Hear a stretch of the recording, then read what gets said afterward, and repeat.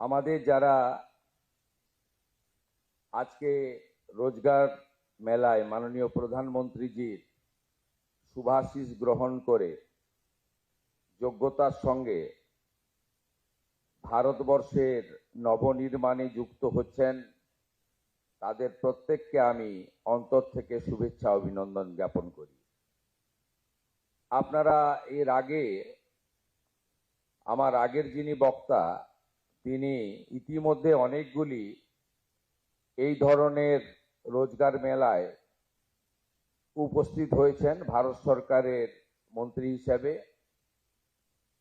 এবং তিনি খুব স্পষ্টভাবে তার অভিজ্ঞতার ভিত্তিতে এখানে বক্তব্য রেখেছেন যে মাননীয় প্রধানমন্ত্রী নরেন্দ্র মোদীজির নেতৃত্বে, উদ্যোগে, ইচ্ছায় স্বচ্ছতার সঙ্গে যেভাবে মেধাযুক্ত ভবিষ্যৎ প্রজন্মের আমাদের যুবক যুবতী ভাই বোনেদের কর্মসংস্থানের সুযোগ তারা পাচ্ছেন, তার ফলে আমাদের ভারত সরকারের মাননীয় প্রধানমন্ত্রীর নেতৃত্বে যে স্বপ্ন, যে দিশা, যে নিষ্ঠা এবং যে দায়িত্ববোধ ইতিমধ্যে তা সব জায়গায় সমাদৃত হচ্ছে এবং প্রশংসিত হচ্ছে। আমি ভারত সরকারের কাছ থেকে আমন্ত্রণ পেয়েছিলাম রাজ্যের মুখ্যমন্ত্রী হিসেবে এই অনুষ্ঠানে অন্যতম অতিথি হিসেবে উপস্থিত থাকার। আমি সেই আমন্ত্রণ গ্রহণ করে এখানে আপনাদের কাছে দু চারটি কথা নিবেদন করতে চাই। বর্তমান সরকারের সময়কালে আগামী দিনে সরকারি স্তরে বা সরকার পোষিত বিভিন্ন সংস্থায় নিয়োগের ক্ষেত্রে আমরা কি চিন্তা ভাবনা করছি। ইতিমধ্যে আপনারা জানেন আমাদের খুব বদনাম হয়ে গেছে পশ্চিমবঙ্গের। Teacher recruitment scam, municipal recruitment scam, high court supreme কোর্টের হস্তক্ষেপ, 26,000 শিক্ষক শিক্ষিকা শিক্ষাকর্মীর চাকরি বাতিল, সব মিলিয়ে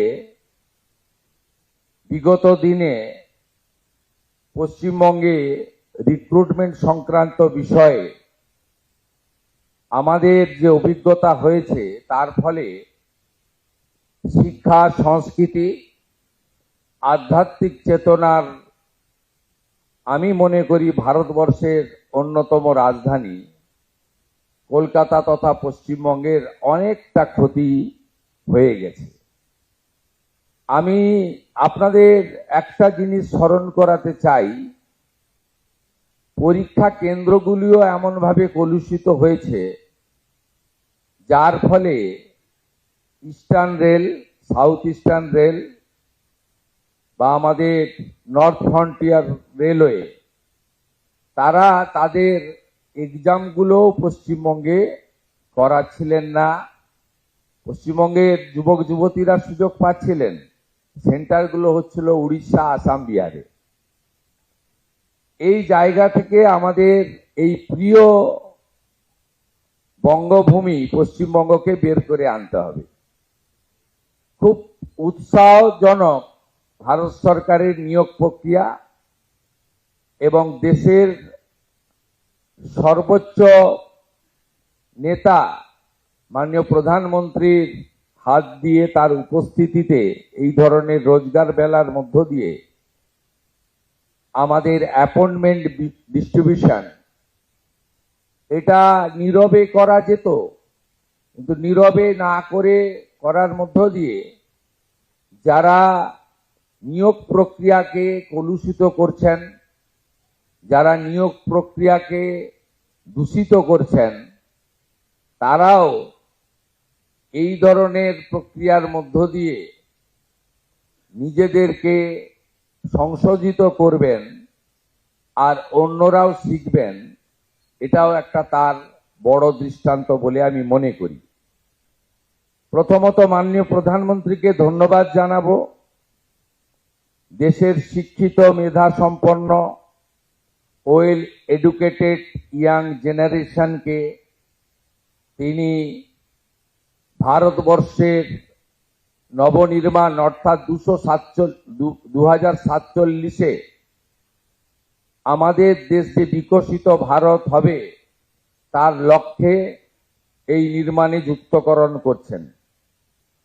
দ্বিতীয়ত, আমরা সবাই জানি বিগত দিনে শিক্ষা অভিভাবকরা দিতেন জ্ঞানার্জনের জন্য। আধুনিক যুগে অভিভাবকরা শিক্ষিত করে তোলেন, আধুনিক শিক্ষায় শিক্ষিত করেন কর্মসংস্থানের একটা আশা বা স্বপ্ন নিয়ে। যে আশা বা স্বপ্ন এই পশ্চিমবঙ্গে বিগত কয়েক বছর ধ্বংস হয়েছে, সেই জায়গা থেকে ভারত সরকার তাদের আশা স্বপ্ন পূরণ করার জন্য নতুন প্রজন্মের শিক্ষিত প্রজন্মের দিকে হাত বাড়িয়ে দিয়েছেন। এটাও একটা উল্লেখযোগ্য দিক। আমি প্রথমবার এই ধরনের কেন্দ্রীয় সরকারের আমাদের রোজগার মেলার কর্মসূচিতে উপস্থিত হয়েছি, যদিও আমি রাজ্যের বিরোধী দলনেতা হিসেবে বিগত দিনে ভারত সরকারের তথা রেলের নানা কর্মসূচিতে আমাকে সম্মানের সঙ্গে তারা ডেকেছেন এবং আমি উপস্থিত ছিলাম। এখান থেকে আমি একটা কথাই ঘোষণা করতে চাই, আগামী দিনে রাজ্য সরকারের নিয়োগের ক্ষেত্রে কেন্দ্রীয় সরকারের রেলওয়ে রিক্রুটমেন্ট বোর্ড সহ আধা সামরিক বাহিনীর নিয়োগ সহ কেন্দ্রের নানা সংস্থার নিয়োগের ক্ষেত্রে যে ধরনের সদর্থক উদ্যোগ এবং ভূমিকা ভারত সরকার নিয়েছেন, সেই দেখানো কর্মসূচিতে ডবল ইঞ্জিন সরকার পশ্চিমবঙ্গে কাজ করবে। এবং আমি ব্যক্তিগতভাবে মনে করি যে ওএমআর ভিত্তিতে যে লিখিত পরীক্ষা হয় তার কার্বন কপি প্রত্যেকটি পরীক্ষায় বসা যুবক যুবতীকে দেওয়া উচিত। আমি দায়িত্ব নেওয়ার পরে আধিকারিকদের জিজ্ঞেস করেছিলাম পশ্চিমবঙ্গে কিভাবে রিক্রুটমেন্টের পরীক্ষা হয়। তারা আমাকে বলল ওএমআর পদ্ধতিতে হয়, কিন্তু কার্বন কপিটা খাতার সঙ্গেই থেকে যায়, কেউ নিয়ে যায় না, থাকে carbon copy. It's a very bad practice. Mala fide intention, nepotism, corruption, এই যে ওয়ার্ডগুলো আছে এগুলোকে এনকারেজ করার জন্যই এই ধরনের একটা উদ্যোগ বা একটা মানসিকতা কাজ করেছে। আমরা next 6 June all recruitment organisation of our state আমরা একটি সিম্পোজিয়াম করছি, যেখানে ভারত সরকারের রেলওয়ে রিক্রুটমেন্ট বোর্ড সহ তাদের রিক্রুটমেন্ট প্রক্রিয়াকে আমরা অ্যাকসেপ্ট করার চিন্তা ভাবনা করেছি এবং সেটা করব। If necessary will move A fresh recruitment policy in next budget session of our assembly.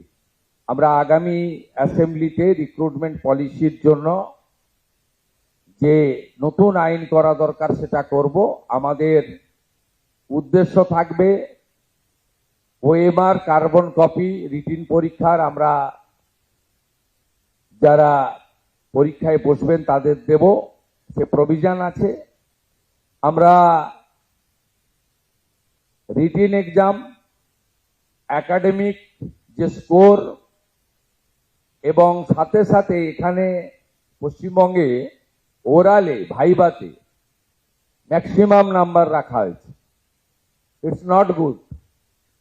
ভাইভাতে minimum number রাখা উচিত। এবং আপনারা আশ্চর্য হয়ে যাবেন, মানে বিদায়ী স্টেট গভর্নমেন্ট ডক্টর বাবা সাহেব আম্বেদকরের সংবিধানকে পর্যন্ত মানেনি। সংবিধানে ক্লিয়ার বলা আছে 100 পয়েন্ট রোস্টার মানতে হবে। এসসি এসটি এবং ওবিসি রিজার্ভেশন, সাথে ইডব্লিউএস এবং এক্সাম ক্যাটাগরি এবং ফিজিক্যালি চ্যালেঞ্জ, এই যে ব্যবস্থাগুলো আছে ওয়েস্ট বেঙ্গলে মানা হয়নি 100 পয়েন্ট রোস্টার। এর ফলে আমাদের SC ST originally OBC approve by the national OBC commission, physically challenge এবং যে 10% ইডব্লিউএস অনারেবল প্রাইম মিনিস্টারের সময়ে লোকসভা এবং রাজ্যসভায় অ্যামেন্ডমেন্ট করে অধিকার দেওয়া হয়েছে, সেটাও ইগনোর করা হয়েছে ওয়েস্ট বেঙ্গলে। আমরা চাই স্বচ্ছতার সঙ্গে লিখিত পরীক্ষা, আমরা চাই একাডেমিকের মূল্যায়ন ইভ্যালুয়েশন, আমরা চাই 100 point roaster, 100% implementation, it's a mandatory as per hour constitution. আমরা চাই যে ওরালের নাম্বারটা একটু কম করে স্বচ্ছতার সঙ্গে যাতে আগামী দিনে রিক্রুটমেন্ট হয় এবং তার স্কোর রিক্রুটমেন্ট বোর্ডগুলো ওয়েবসাইটে দিয়ে দিতে পারে, হোয়াটসঅ্যাপ মেসেজ দিয়ে অ্যাপয়েন্টমেন্ট বা রিক্রুটমেন্ট না হয়। তাই আজকের এই মিনিংফুল অকেশন, ইম্পর্টেন্ট অকেশন, যেখানে more than 50,000 unemployed educated youth will get the opportunity to serve our nation, এই ইম্পর্টেন্ট মঞ্চকে আমি খানিকটা ইউজ করে on behalf of the West Bengal State Government, our vision, our aim, our object, আমি খানিকটা আপনাদেরকে তুলে ধরার চেষ্টা করলাম। এবং আপনারা নিশ্চিন্ত থাকুন, under the great leadership of our prime minister, world leader, world most popular leader Narendra Modiji, বাকি 20টা রাজ্যে ডবল ইঞ্জিন সরকার যেভাবে চলছে সেভাবেই পশ্চিমবঙ্গের সরকার চলবে।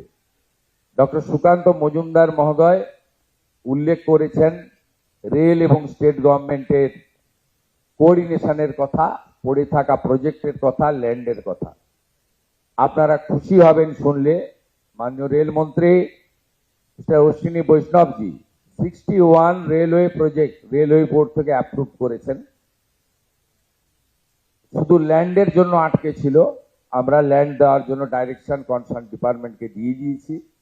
61টা নতুন railway project including Hili maximum হয়ে গেছে, আর একটু বাকি রয়েছে, including my Nandigram also. 6 acre জমি রাজ্য সরকার দেয়নি, 74 একর জমি রেল পুরো মাত্রায় কাজ করছে। এরকম অসংখ্য আছে। আমরা এগুলো ইতিমধ্যে ডবল ইঞ্জিনের টেস্ট পশ্চিমবাংলার পিপল পাবে।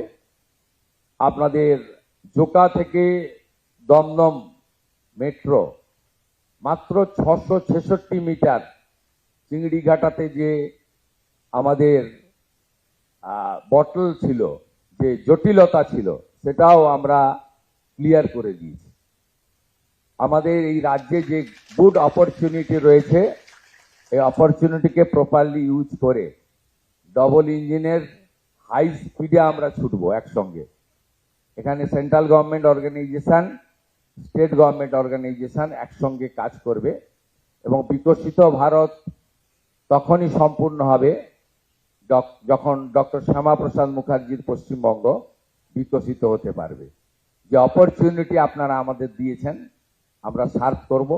আজকের এই ইম্পর্টেন্ট মিনিংফুল অকেজনে আমাকে ডাকার জন্য, কিছু বলার সুযোগ করে দেওয়ার জন্য আমাদের আয়োজক nodal organisation, general manager eastern railway and DRM Sealdah, मैं मेरा दिल से आभार प्रकट करते हुए मेरा बात यही खत्म करता हूं। नमस्कार।